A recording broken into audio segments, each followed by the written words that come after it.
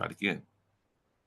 This is Tom Edmondson, meaningandministry.com. I'm sitting here across a vast expanse of water, Atlanta, Georgia to Finland, to talk with Dr. Anna Niiles-Maki about logotherapy, and particularly about her 2 books and her work there in Finland. And so would you tell us very briefly just a little bit about yourself and your work, please? Okay, thank you, Tom, for inviting me. Great pleasure. How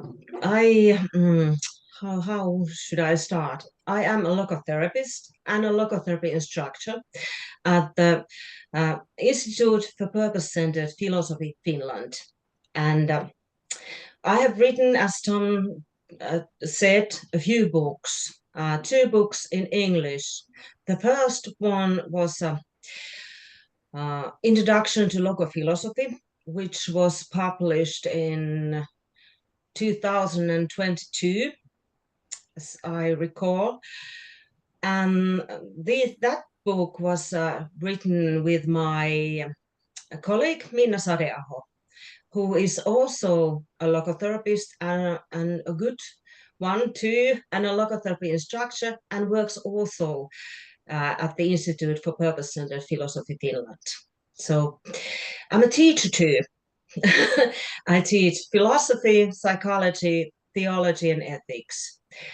But my passion is logotherapy and philosophy, of course.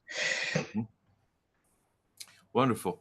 And so I don't remember if I mentioned it on this take, since we've had a few connection issues, but Dr. Ann, I'll call you, is already a diplomate in logotherapy and memberships in various logotherapeutic organizations.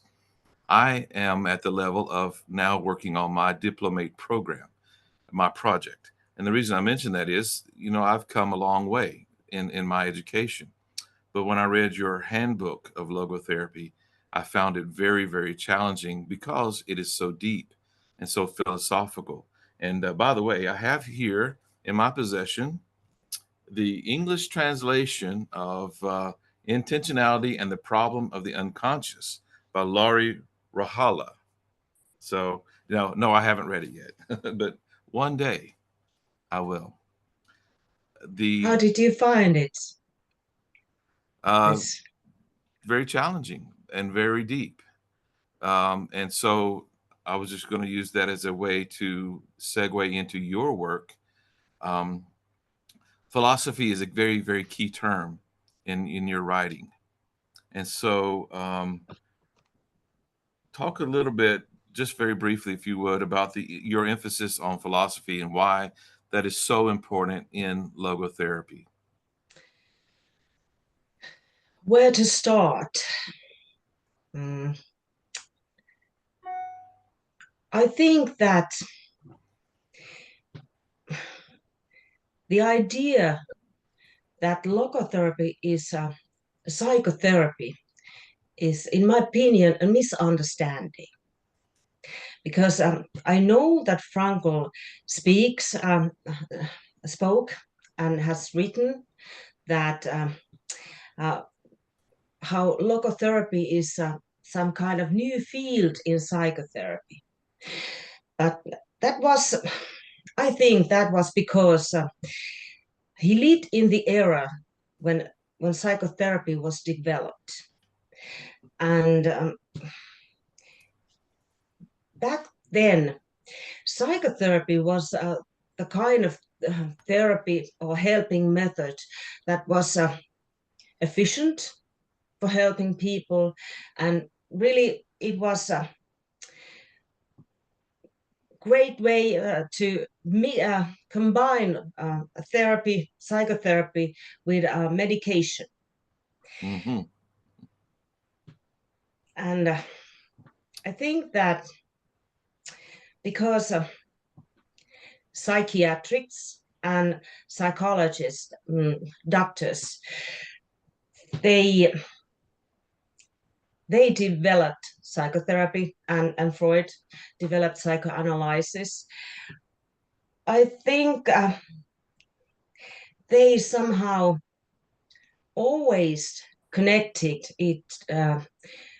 this kind of therapy to brain functioning. So the connection between brain functioning, the brain state, and therapy was always as in mutual causation. I don't know Yeah, I if get it. Understand. you. Yeah, Okay, it's okay. very good. But Well, may in a very okay. I'll interrupt you just to say that the choice of the word logos is philosophical, Yeah, and the use of the word existential is philosophical, yeah, and the use of the term phenomenology is philosophical. But maybe what ties this to your work is that there were a lot of, as we say in English, loose ends, a lot of things that were not really explained in the detail that would really firm up the philosophical arguments. yeah. I think at first Frankl was very excited about logotherapy being the new field of psychotherapy, but he very quickly he started to see the problems in psychotherapy, and he started criticizing psychotherapy, being too reductionist, Mhm. to being deterministic and one-sided, and I think he had no choice. He saw no other choice but turn to philosophy because of these problems he saw in his work as a doctor treating his patients. So he had no other choice but turn to philosophy, and he started to study philosophy and at the university, and eventually he graduated as a doctor of philosophy. And by that time, it was very clear to him that logotherapy was based on philosophy, and more precisely on existential phenomenological doctrines, part of philosophy, of course. I personally think that logotherapy is also a part of hermeneutics. How do you pronounce it? Those are hermeneutics. Okay, Yes. okay, that wasn't so wrong, Yes. but it's not really mentioned so much as existential phenomenological doctrines. I don't know why, but hermeneutics is a big part of logotherapy still. I think Yes. so. And if I can continue with my thinking, if you Absolutely. allow, okay. By the time he was convinced that the basis of logotherapy is in philosophy and not in psychiatry or psychology, and not then it's not part of psychotherapy. By the time he realized that, and he was sure of that, the victory era of psychotherapy had already begun, Mhm. and it's still going on. That's fine. That's fine. But when Frankl tried to be part of this victory era, uh, for victory era by psychotherapy, he wrote this book. I'm sure you know this book on the theory and therapy of mental disorders. Yes. Good book. Okay, and in this book, uh, he tried to mix philosophy, psychology, and medicine in order to justify the position of logotherapy in the medical, philosophical, and psychological fields. But he didn't quite succeed. You know why he didn't quite succeed? Uh, well, I can think of some answers, but I know you have some good ones already. I have only one. I have only Okay. one suggestion. Mm, he didn't succeed because when you try to mix different disciplines that have very, very different perspectives in life, Right. about human being, um, and try to melt these into one overall theory, always something melts into nothing. Right. You know what I mean? Something is lost. Mm. And in this case, in his books, I think it was two two things that melt into nothingness. Okay. One, the philosophical basis of logotherapy Mm-hmm. melted into nothing, and the other thing was that the medical justification uh,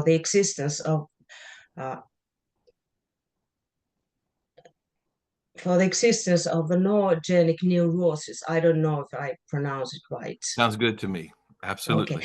that was the other thing that melt into nothing.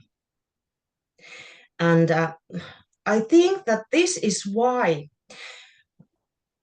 neither medicine nor philosophy took his book seriously.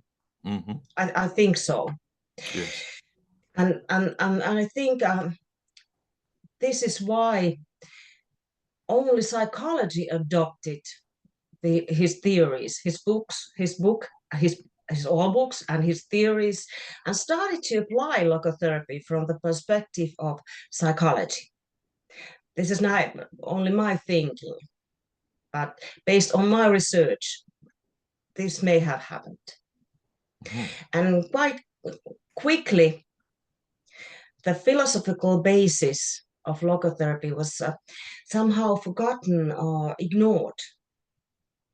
It happened over time.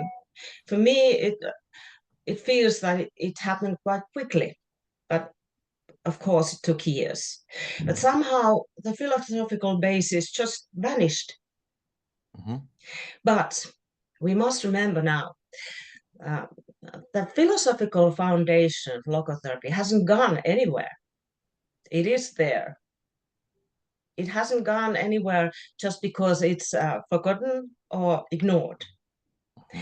That's why I think philosophy is, because logotherapy is based on philosophy and nothing else. Uh, it must be remembered, and every logotherapist should understand this basis and study this basis, Mm-hmm. because you can't be a logotherapist until you understand the basis of logotherapy. That Right. is just my opinion, but Mm-hmm. I think a lot of logotherapists feel the same way as I. So this is why I think writing about logophilosophy is so important. And may I say another thing too here? We talk about logotheory or logophilosophy. Uh, the separation, distinction between these two are that in academic philosophy, we can talk about logophilosophy, but logotheory, because philosophical theories and theoretizations, they can't be called philosophical philosophy, because that Right. means nothing, philosophical philosophy. Yeah. But we have to talk about, in academic philosophy, we have to talk about logotheory. Mm-hmm. But in outside of academic philosophy, we must talk about logophilosophy. And that is the separation. They mean the same thing, but in different fields, only in Right. different fields. Mm-hmm. Makes sense.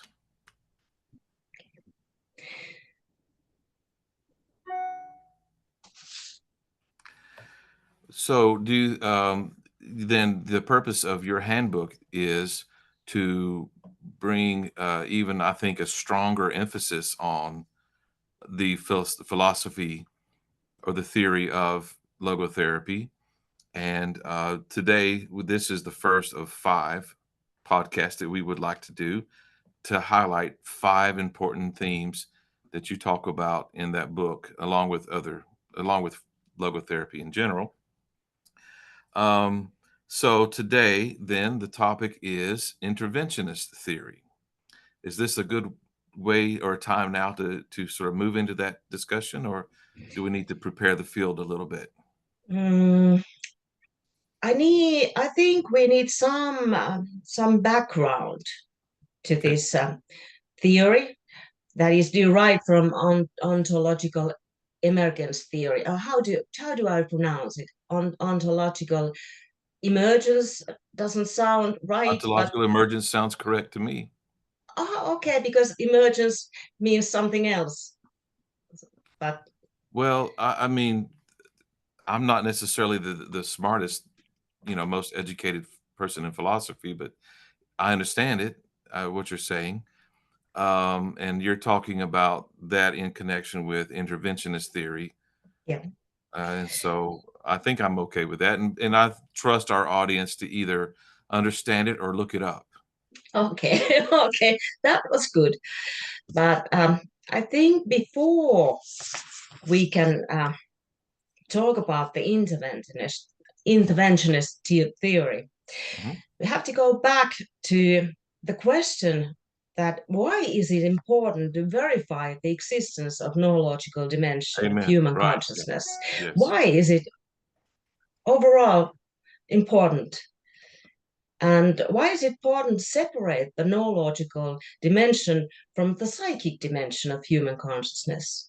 And why do we even need theoretical verification? Because we have numerous empirical studies. And Viktor Frank has written about these empirical studies, and I have studied these empirical studies and research. They are good, but Yes. we still need some scientific theoretization, I think. Yes. For me as a pastor, and again, my certification is in logo philosophy, not in logotherapy, because of my approach, which also moves over to the theological point. But for me, especially, it is important to have some theoretical or scientific basis for believing in the human spirit, in the noetic realm. We may assume it to be true in religion, but that doesn't help in theory and therapy and so forth. So it's very important to me as well. Okay, so I think that we need to start with what Viktor Frankl was thinking about neurological dimension or noetic dimension or spiritual dimension, but I call it neurological dimension. Hmm. Mm, if I think Viktor Frankl has said or written that being a human is being in the world, and the world contains reasons and purposes. Hmm. And Which is as long as, phenomenology. yeah, Hmm. and as long as psychology doesn't recognize humans' openness to the world, it remains a closed system. I think Frankl talks about monadology. I Hmm. think it's a theory from Leibniz, if Right. I can remember. But Right. so that's irrelevant now. But closed system overall. I have a quotation from Frankl, and I'd like to quote him. Okay.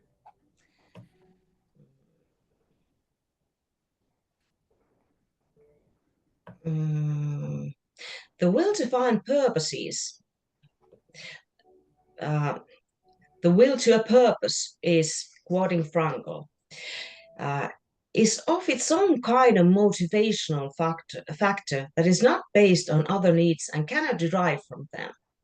Frankl saw that psychology was a closed system, causal system, with its own reactions, conditioned reflexes and drives and instincts and desires and needs.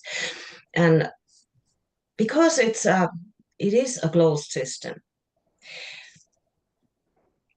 it must there must be something outside of this closed system, because the will to a purpose, it requires the freedom of will, and it must then exist in a person in a dimension of existence that is not dictated by desires and instincts and needs and so on. Outside of this closed system, it must exist. But what then can be this kind of dimension? And for Frankl, it was neurological dimension, of course.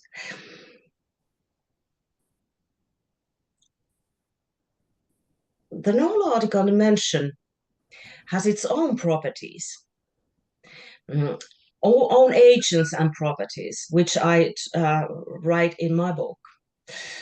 But I think Frankl just describes them as the abilities.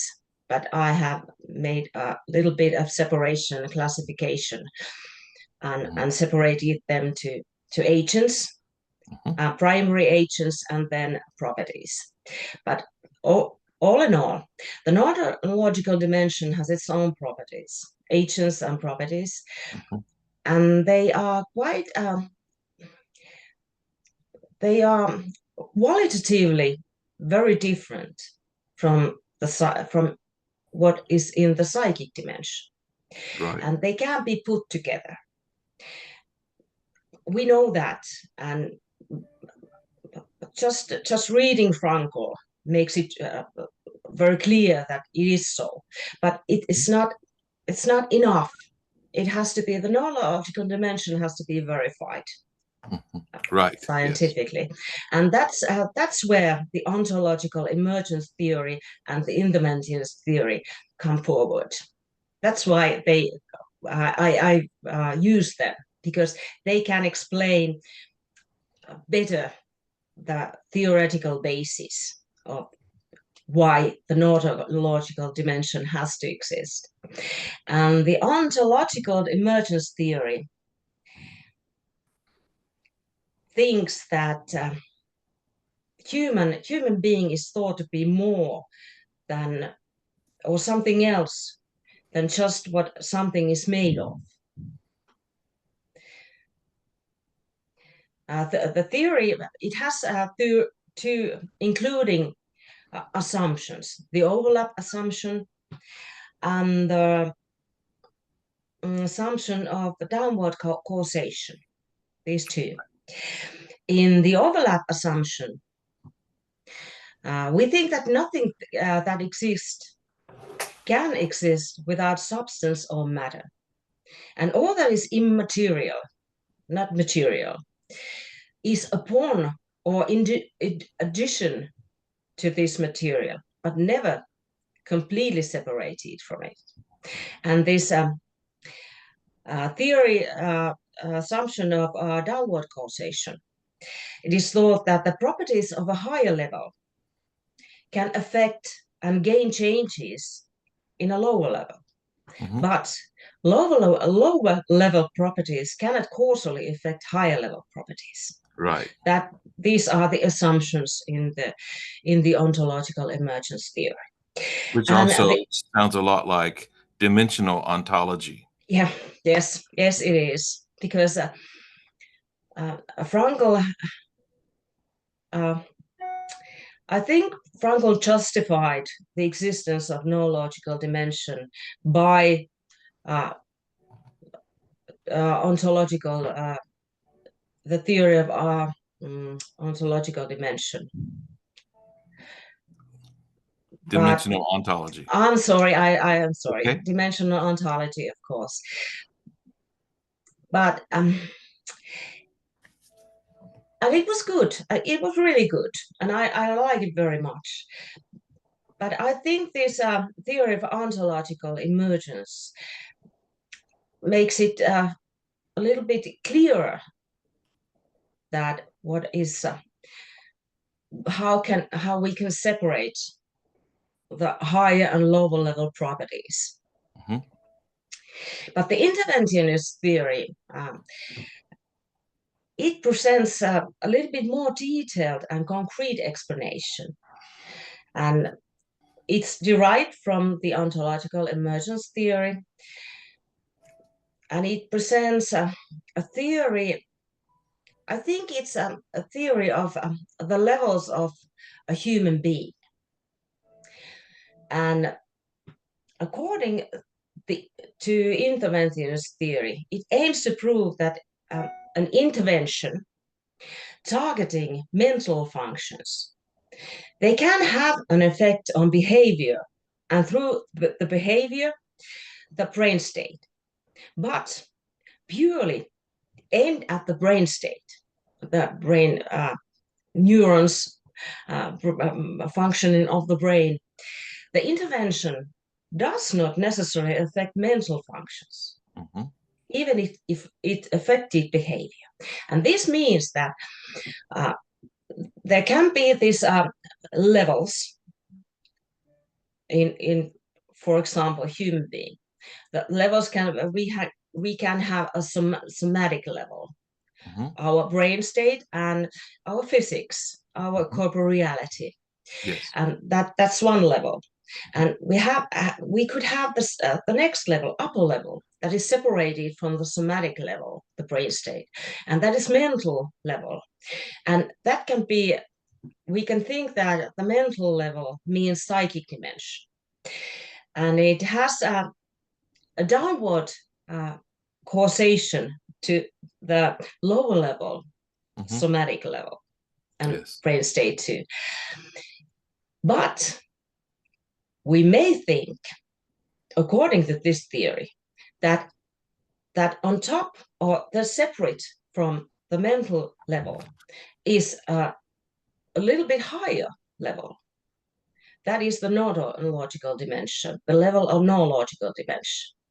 And that is connected to the wholeness of human being, all the levels in downward causation to the mental level, Hmm. psychic dimension. Yes. But not, but, and now here comes the interesting part, I think. The Hmm. interesting part is that the somatic level brain state really can,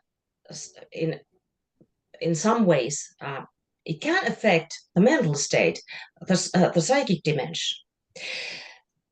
But the somatic level can affect the functioning of the neurological level because it has its own quality, its own properties, and the intervention. I mean, the intervention here means that uh, outside of this level comes something that manipulates or affects the level, the functioning of the level. For example, therapy or Hmm. um, medicines, some Hmm. sort of medicines, or physiotherapy or injuries, anything that intervenes somehow to this particular level. Right. And the intervention uh, can cause some effect, may have an effect on this Hmm. particular level, but may not have any effect on the other levels. Hmm. And the causation is I have a picture in my book, so it's hard to. Yeah. I use my hands, but that's not good. I Well, try to you make me visualize think and about. So if let me see if I understand you, and maybe this will help. Someone uh, is depressed, and a doctor assigns them medicine, antidepressant medicine. It may have a change on the what? On the brain state. It may have an effect on the brain state, but not necessarily change the behavior of the person. Is this kind of what you're talking about? A little bit. Okay. In other words, there's a will, there is something higher that drives a person's behavior than just the state of the brain. Yeah, yeah, of course. That's the main assumption. Mhm. That is the main assumption. But it's more complicated than that. Mhm. It's really hard to explain and clarify it. But I have somewhere an example what I have used. Mm, for example, I read my own text if I may. Please, that'd be Uh, great. for example, when someone makes a person fear and fears some abstract thing Mhm. that cannot be physically sensed at just that precise moment, then can the person's autonomous nervous system start to work in overdrive, and it is affecting to their behavior. When the intervention targets the brain state, behavior can change, but the mental state may not. For Okay. example, when when we are stimulating amygdala, I don't know how to pronounce it in Amygdala. English. Okay, okay. A fear reaction is produced, even though a person simultaneously, at the same time, she knows that there's nothing to be feared of. Right. When the intervention focuses on behavior, the brain state can change, but the mental state may not. For example of this, a sad or anxious person does not necessarily become happier or more satisfied, even if their behavior was targeted by interference or manipulation or other kind of intervention. So this means that even if we eat psychopharmaceuticals, it affects our brain state, and it affects our behavior. But that's may not that's it's just all. Maybe it doesn't have, and leave the maybe out. It doesn't really have any effect on the functioning of the neurological dimension. Mhm. So there can be intervention to the neurological dimension, but the interventions targeting brain state or mental state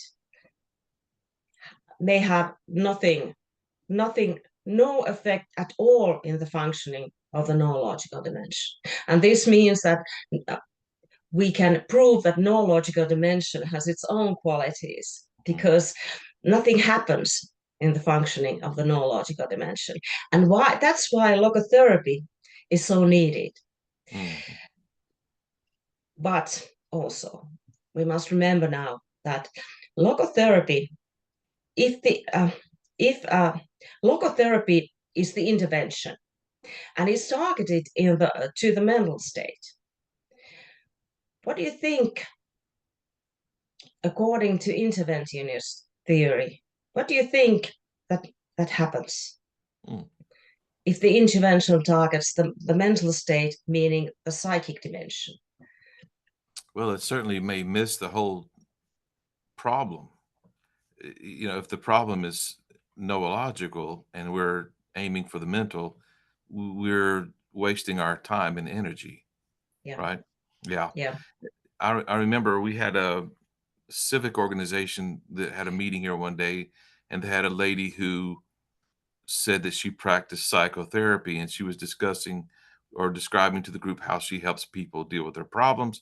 And to me, she didn't sound like she was that well educated, but she was talking about, well, we talk about, who their parents were and what kind of experiences they had as children or whatever.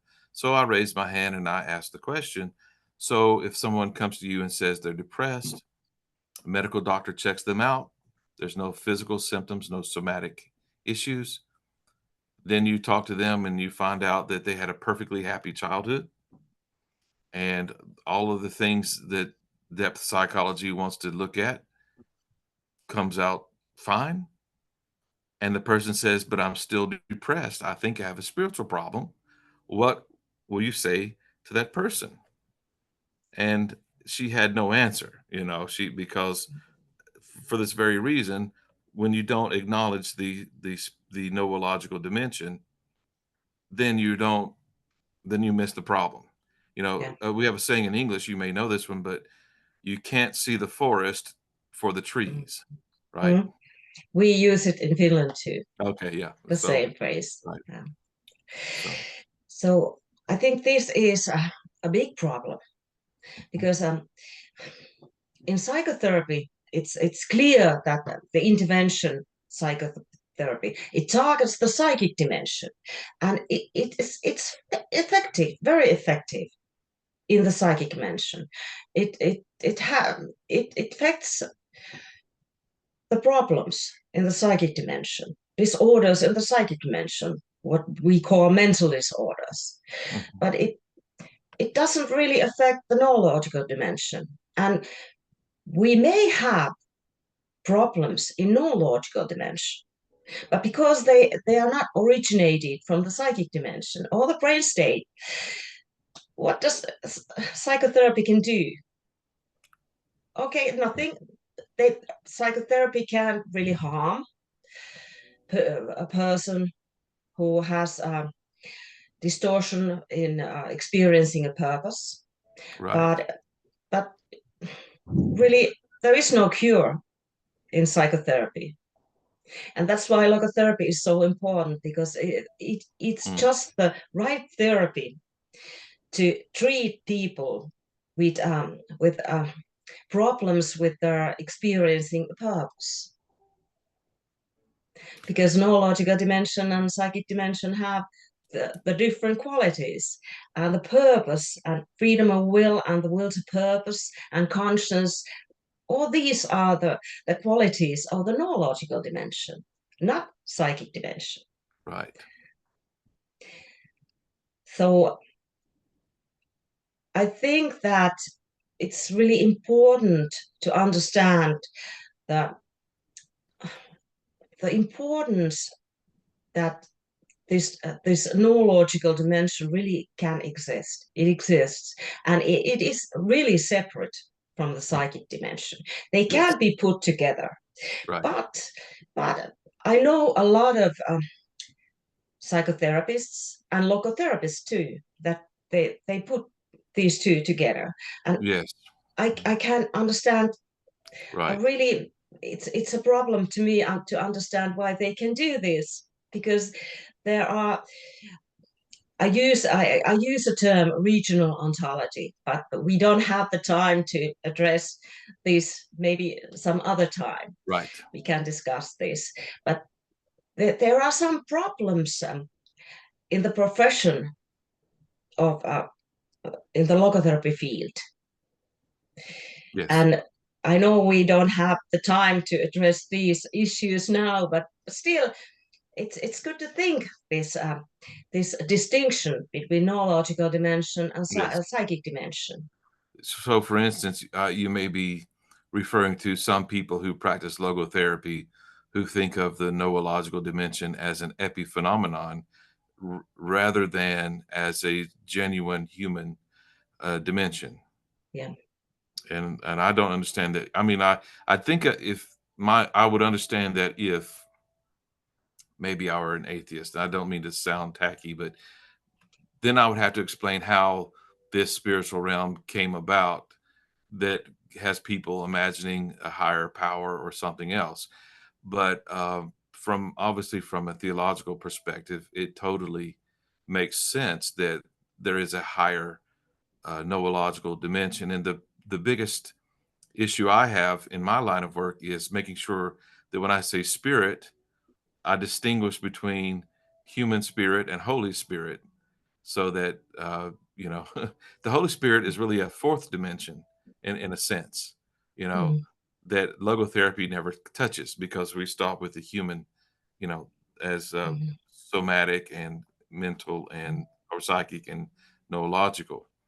Um, but anyway, I do agree with you that the proof for the neurological realm is so much there, and it explains to me why there is such an epidemic of what people call mental health, because some of it is not mental health, Yeah. you know, and Mm, somebody is having a neurological crisis, an existential crisis, mm. and antidepressants will not fix it. No, Yeah. no, they really don't do anything. They can, well, they can cause harm. Yes. For some people, they can cause harm, or they don't do anything at all because the intervention targeting his brain state doesn't affect at all to neurological dimension. It affects on behavior, and behavior is a part of a psychic dimension. But behavior is just behavior. It's something that that is a it's something that shows our inner psychic dimension. Only it shows outside the psychic dimension, but it Yes. doesn't show the neurological dimension. And One of the things you wrote in your book just occurred to me, and that is you made a statement that I understand better now. The statement is, unless a person's neurological dimension is activated, you cannot do logotherapy with that person. yes, yes, that's.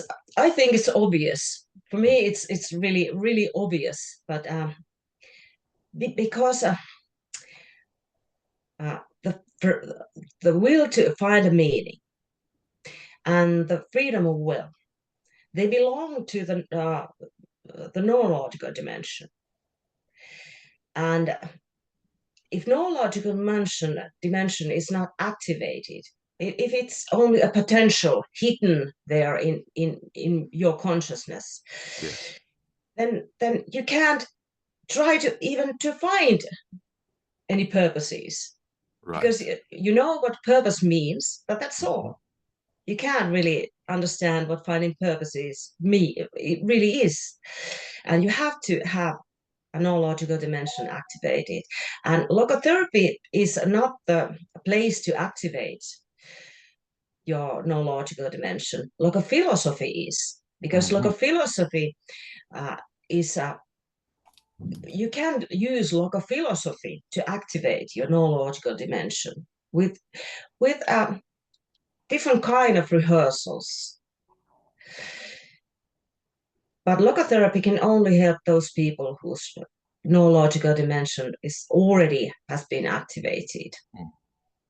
And that's why I think there can't be uh, a logotherapy for children, because we really can't be sure that the neurological dimension has activated in very young children, because we have to be sure of that.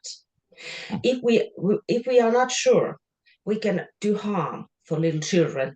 They the their development is not in the state of understanding Mhm. values and that sort of things and purposes. So the psychotherapy is best for children, I see. but not Wow. logotherapy because of this reason. Hmm. But that's just my opinion. Well, I'm going to be thinking about that for a long time. Okay. Meditating upon it. But you see, I think the our discussion today, and I think you've just done a really great job of presenting your thoughts on this particular uh, angle of logo philosophy. And I hope that you feel really good about it, because I feel like that you've taught me some things, and I've read your book, you know, and I need to read it again, but I certainly feel like I understand a lot of those things better. And that's just ontological emergence and interventionist theory, not to include regional ontology and the various other topics, which I hope that we're able to do in the near future.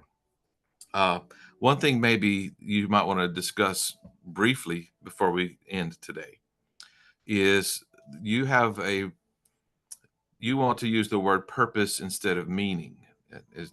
So Yes. would you like to say something about that?